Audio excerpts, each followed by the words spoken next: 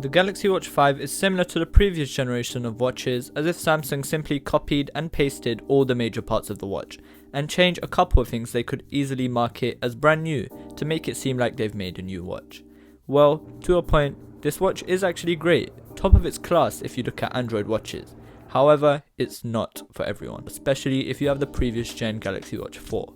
The design is one of the places where you wouldn't be able to tell the difference between the new Galaxy Watch 5 and the previous watch. The design is almost the exact same except for the back, where the glass is now slightly curved for a more accurate health tracking experience, and the lack of the physical rotating bezel actually still quite disappoints me.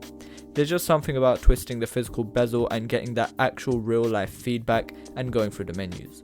However, we do have a touch sensitive bezel which acts like the physical bezel by obviously twisting your finger around the bezel of the screen, but come on now, it's not going to be giving the same feeling.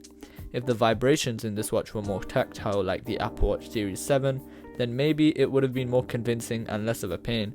However, yeah, I'm still sad. It keeps the same functionality though, I guess. The screen is one of Samsung's AMOLED panels of course, and no complaints from that department.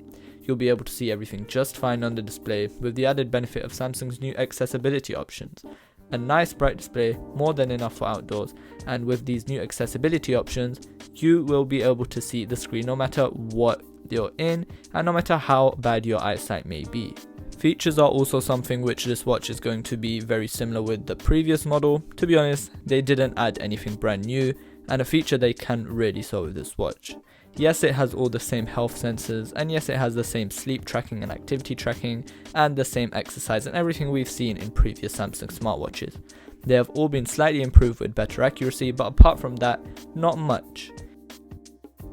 Even on the Samsung website, they don't advertise anything as groundbreakingly new, except for their new battery life and charging, which has supposedly got better with charging now having fast charging. All in all, the Galaxy Watch 5 is actually really good for people looking to upgrade from older watches, not from the Watch 4 though.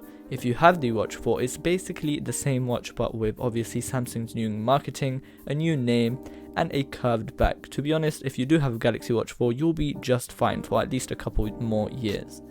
If you have an older watch though, such as the Samsung Gear S3 Frontier, which I still use to this day, the Galaxy Watch and the Galaxy Watch Active series, then yeah, it seems like a good idea. It does have much better battery life, it has a powerful processor, a better screen, so then it genuinely seems worth it to go for the newer watch. However, if you do have the Galaxy Watch 4, there is no need. It's, to be honest, a copy and paste. My experience with the watch has been great, however, since I have been coming from a Gear S3 Frontier, with the only thing being the non-existence of the bezel. The bezel, if you do like the bezel, I'm going to tell you to go and look at the Galaxy Watch 5 Pro, which is going to be much more expensive, but obviously you gotta do what you gotta do if you want that bezel. In terms of a watch from Android, this is going to be the best. Thank you guys for watching. It's been Saif Ashraf, and I'll catch you guys in the next review. Peace.